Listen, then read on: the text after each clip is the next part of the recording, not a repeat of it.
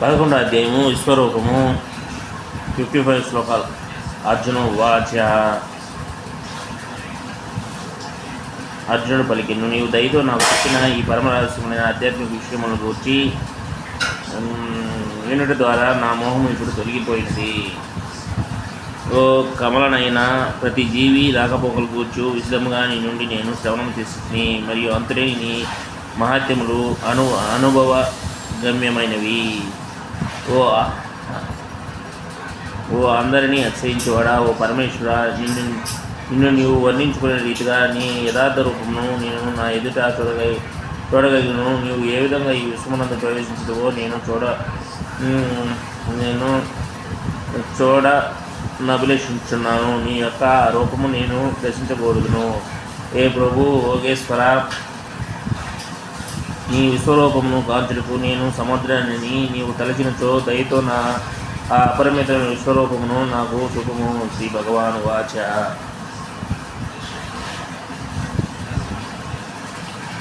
శ్రీకృష్ణ భగవానుడు పలికెను, అర్జున స్పృధకుమార, ఇప్పుడు లక్షలాదిగా గల నా విభూతులను నానావిధ దివ్యములు పలు వర్ణమయ రూపములలోనూ చూడుము.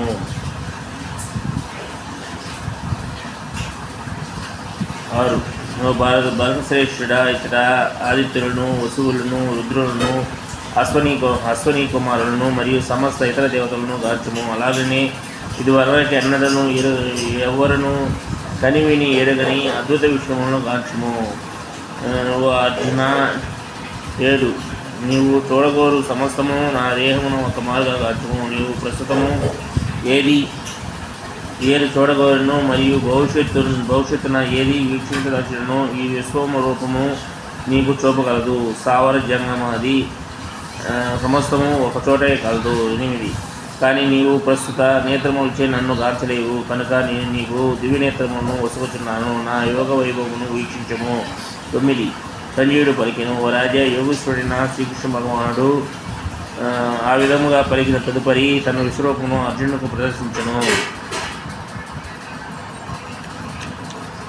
10-11 అర్జునుడు ఆ విశ్వరూపమున అసాంఖ్యక ముఖములను, నేత్రములను, అద్భుత దృశ్యములను గార్చును. ఆ రూపములో పలు దివ్యాభరణములచే అలంకృతమై ఎత్తబడి ఉన్న పలు దివ్యాయుధములను కలిగి ఉండెను. అతడు దివ్య పూలమాలను మరియు వస్త్రములను దాల్చి ఉండెను. పలు దివ్య సుగంధములు అతని దేహమునకు పోయబడి ఉండెను. అంతయు ఆశ్చర్యమయమగును, ఉజ్వలమగును, అనంతమగును, అంతయును వ్యాపించి ఉండెను. 12 లక్షలాది సూర్యులు ఒకమారు ఆకాశమున ఉదయించినచో వాటి కాంతి విశ్వరూపమునందలి పరమపురుషుని తేజస్సును పొందగలదు. 13 ఆ సమయమున అర్జునుడు అనేక వేల సంఖ్యలో అంతులేని విశ్వవిస్తారములను ఒకచోట శ్రీకృష్ణ భగవాని విశ్వరూపము నందు గార్చును.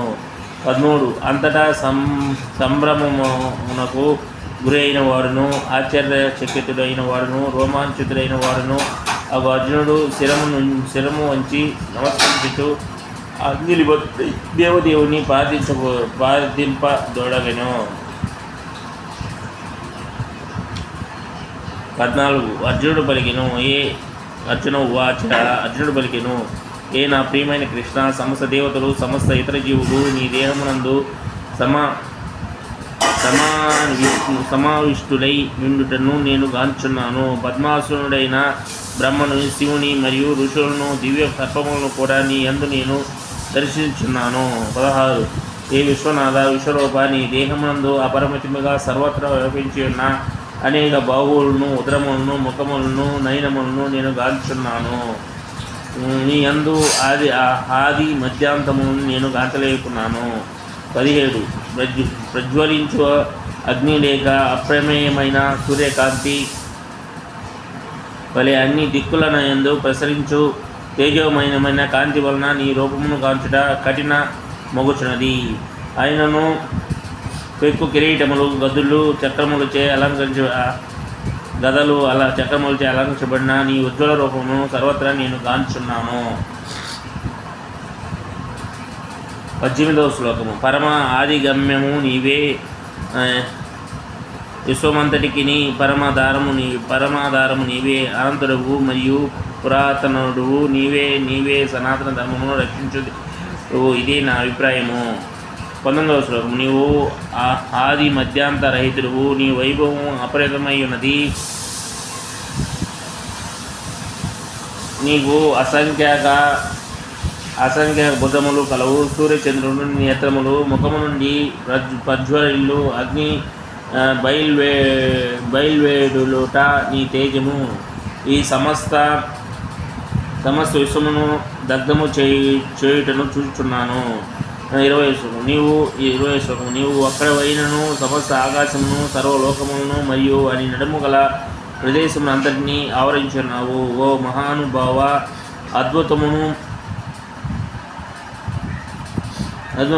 భయానకమగు ఈ రూపము గాంచి లోకములన్నీను కలతకు పొందుచున్నవి.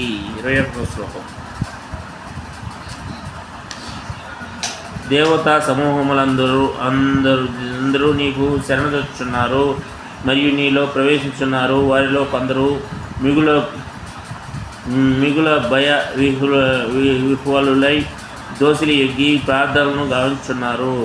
మహర్షులు సిద్ధ సమూహములు శాంతి శాంతి అని పలుకుచు వేద మంత్రములచే నిన్ను స్తుతించుచున్నారు. 22వ శ్లోకము. పరమశివుని 10 రూపములు ఆదిత్యులు,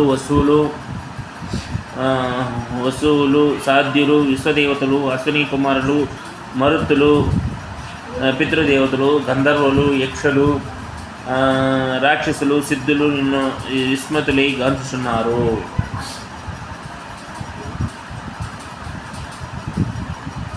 23వ శ్లోకం. ఓ మహాభావో, బహుముఖములను, నేత్రములను, భుజములను, ఉరువులను, పాదములను, ఉదరములను కలిగిన నీ గొప్ప రూపమును, నీ భయంకరమైన అనేక దంతములను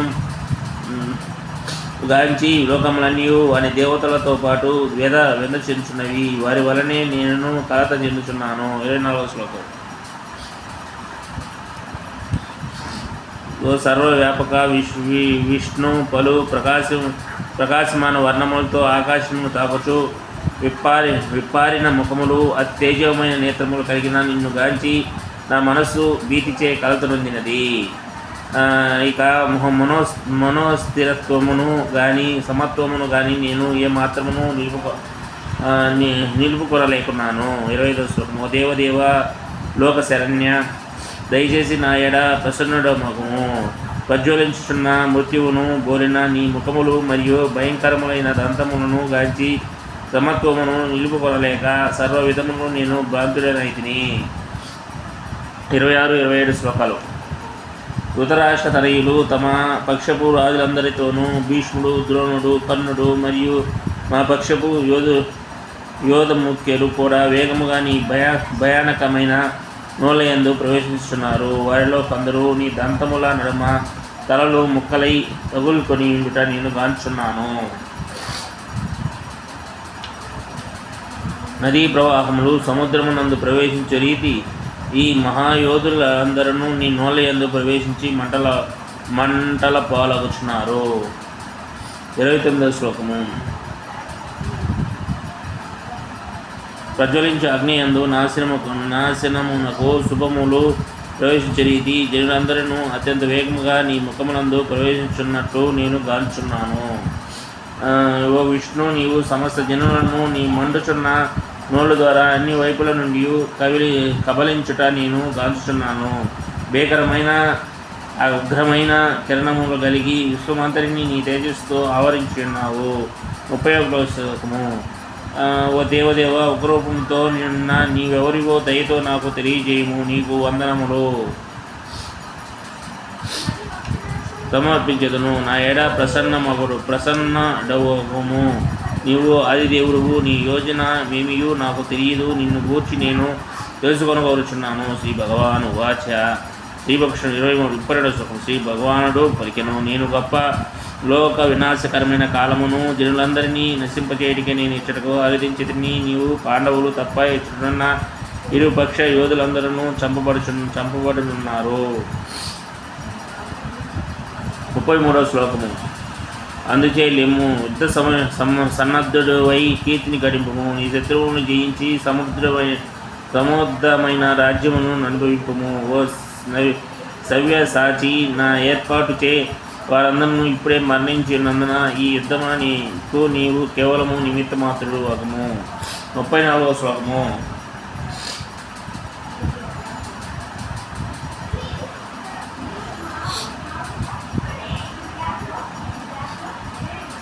ద్రోణుడు, భీష్ముడు, జయద్రథుడు, కర్ణుడు, ఇతర మహాయోధులందరూ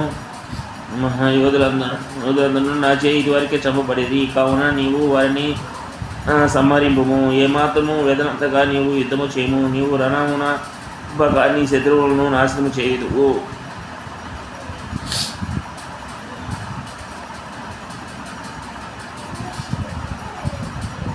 సంజీవ వాచ. 35వ శ్లోకం. సంజీవుడు ధృతరాష్ట్రునితో పలికెను, ఓ రాజా, దేవదేవుని ఈ పలుకులను వినిన పిమ్మట వణుకుచున్న అర్జునుడు ముకులిత హస్తుడై మరలా వందనములు చేసెను. అతడు భీతితో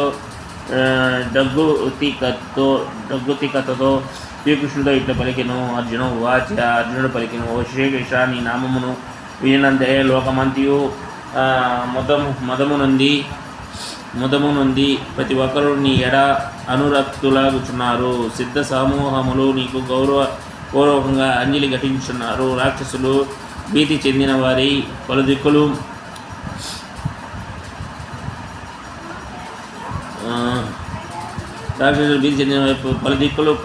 పలాయనమగుచున్నారు. ఇది అంతయు యుక్తముగానే ఉన్నది. 37వ శ్లోకము. ఓ మహాత్మా, బ్రహ్మదేవుని కంటెను గనుడైన వాడా, నీవే ఆది సృష్టికర్తవు. అట్టి నీకు వారెందులకు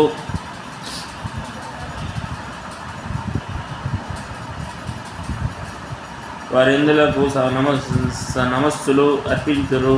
ఓ అనంత దేవదేవ జగన్నివాస, నీవు అక్షయమగు ఆధారభూతుడు, సర్వకారణవు, ఈ భౌతిక సృష్టికి అతీతుడువు.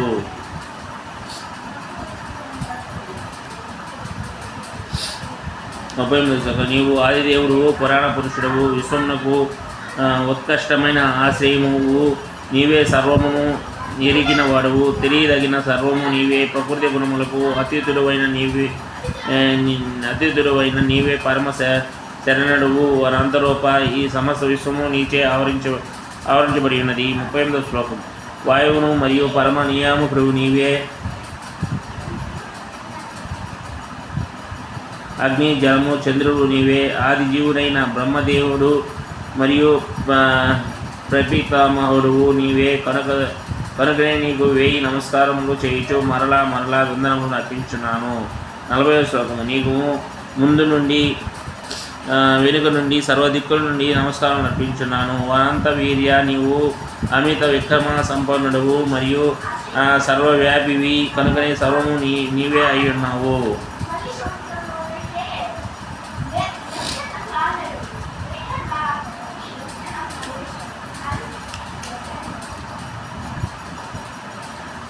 నీ మహాత్మ్యము తెలియక నిన్ను నా మిత్రునిగా భావించి, ఓ కృష్ణ, ఓ యాదవ, ఓ మిత్రమా అని గౌరవమీక పిలిచితిని.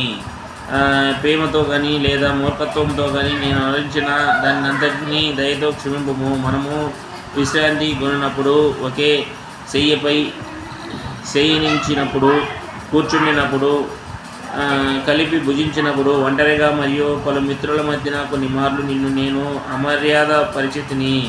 ఓ అచ్యుత, అపరాధములన్నిటికీ నన్ను క్షమింపుము. 43వ శ్లోకము. స్థావర జంగమ పూర్ణమైన ఈ సమస్త విశ్వమునకు నీవే తండ్రివి. దానికి ముఖ్య పూజనీయుడగు పరమ ఆధ్యాత్మిక గురువు నీవే. నీతో సమానమైన వాడు కానీ, నీ వంటి వాడు కానీ మరొకడు ఉండడు. ఓ అపరిమిత శక్తి సంపన్నుడా, అటియడా నీ కన్నను అధికుడు ముల్లోకములో ఎవడో ఉండడు.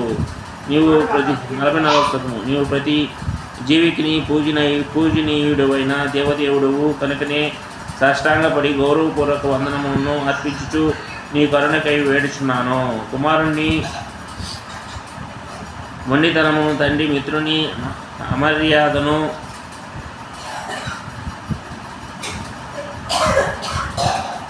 అమర్యాదను మిత్రుడు ప్రియురాలని ప్రియుడు సహించినట్లు నీ ఎడ నరించిన నా తప్పులను దయతో సహింపుము. 45 ఇదివరకైనా చూడనటువంటి ఈ విశ్వరూపమును గాంచి నేను మిగుల సంతోషించి తిని. కానీ అదే సమయం నా మనసు భయంతో కలత చెందినది కనుక ఓ దేవదేవ జగన్నివాస నా ఏడ కరుణను చూపి మరలా నీ దేవదేవుని రూపమును నాకు చూపుము. 46 శ్లోకము. ఓ విశ్వరూప సహస్రభావో కిరీటములను ధరించి శంఖ చక్ర గద పద్మమును హస్తమునందు కలిగి ఉండేది నీ చతుర్భుజ రూపమును దర్శించకోరుచున్నాను. నిన్ను ఆ రూపమున దర్శించకోరుచున్నాను. నిన్ను ఆ రూపమునందు దర్శించని నేను అభిలషించున్నాను. శ్రీ భగవాన్ ఉవాచ. 47 శ్లోకము. శ్రీకృష్ణ భగవానుడు పలికిన ఓ అర్జున, ప్రసన్నుడు అయిన నేను నా అంతరంగ శక్తిచే భౌతిక జగత్తునందలి ఈ దివ్యమగు విశ్వరూపమును నీకు చూపితిని. తేజోమయమును అనంతమును ఆద్యమును అగు ఈ రూపమును నీకు ముందెవరను దర్శించి ఉండలేరు. 48 శ్లోకము. కురు ప్రవీర వేదాధ్యాయం చేత కానీ యజ్ఞముల చేత కానీ దానముల చేత కానీ పుణ్యకర్మల చేత కానీ ఉగ్రమగు తపస్సుల చేత కానీ భౌతిక జగత్తున ఈ రూపంలో నేను దర్శింపబడనందున నా ఈ విశ్వరూపమును నీకు పూర్వము ఎవరనూ దర్శించలేదు. 49 శ్లోకము. నా ఈ ఘోర రూపమును చూచి నీవు కలతనొందిన వాడవు భ్రాంతుడవు అయితివి. ఆది అంతయు ఇప్పుడు అంతరించును గాక. భక్తుడా, అన్ని కలతలు నిండియు విముక్తుడివై నీ కోరిన రూపమును ప్రశాంత మనసుతో ఇప్పుడు దర్శించుము. సంజీవ వాచ. 50 శ్లోకం. సంజీవుడు ధృతరాష్ట్రునితో పలికిన దేవదేవుడైన శ్రీకృష్ణుడు ఆ విధముగా అర్జునుడితో పలికిన తన చతుర్భుజ రూపమును ప్రదర్శించును. భీతుడైన అర్జునుడుకు ఆ విధముగా ఆశ్వాసమును గూర్చుచు అంతమున తన ద్విభుజ రూపమును చూపెను. 51 శ్లోకము. అర్జున ఉవాచ. ఆ విధముగా అర్జునుడు శ్రీకృష్ణుని ఆద్య రూపమును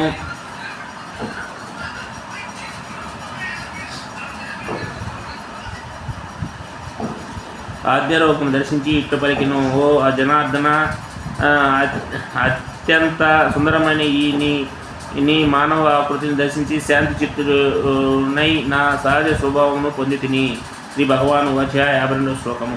శ్రీకృష్ణ భగవాన్ పలికిన అర్జున, నీవు ఇప్పుడు దర్శించున్న నా ఈ రూపమును మిగుల దుర్లభమైనది.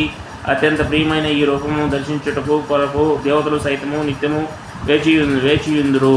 53 శ్లోకము. దివ్య చక్షువులతో నీవు గాంచున్న ఈ రూపము వేదాధ్యాయము చేయగాని తీవ్ర తపస్సుల చేయగాని దానము చేయగాని పూజలు చేయగాని అవవాదము కాదు. మనుషులు నన్ను యథార్థముగా గావించుటకు ఇవన్నీను సాధనములు కాజాలవు. 54 శ్లోకము. ఓ ప్రియమైన అర్జున, కేవలము అనన్య భక్తి చేతనే నేను యథార్థముగా నీ ఎదుట ఉన్న రీతిన తెలియబడగలను మరియు ప్రత్యక్షముగా దర్శింపనవద్దును. ఈ విధముగానే నీవు నా అవగాహన రహస్యములందు ప్రవేశించగలవు. 55 శ్లోకము. ఓ ప్రియమైన అర్జున, కామ్యకర్మలో మనోకల్పము లాంటి కల్మషముల నుండి విడివడి నా శుద్ధ భక్తి ఎందుండేది వాడు నన్నే తన జీవిత పరమగమ్యముగా భావించి నా కొరకై కర్మ నరించు వాడును సర్వజీవుల ఎడ మిత్రత్వమును కలిగిన వాడును అగు మనుజుడు తప్పక నన్ను చేరును. శ్రీమద్ భగవద్గీత యందలి విశ్వరూపము అను 11వ అధ్యాయము సమాప్తము. హరే కృష్ణ హరే కృష్ణ కృష్ణ కృష్ణ హరే హరే హరే రామ హరే రామ రామ రామ హరే హరే హరే. ఓం అజ్ఞానమేంద్రస్య జ్ఞానాంజనశలాకయ చక్షుర్మిలితం తస్మై శ్రీ గురువే నమః. హరే కృష్ణ కృష్ణ కృష్ణ హరే హరే హరే రామ రామ రామ హరే హరే. హరే కృష్ణ.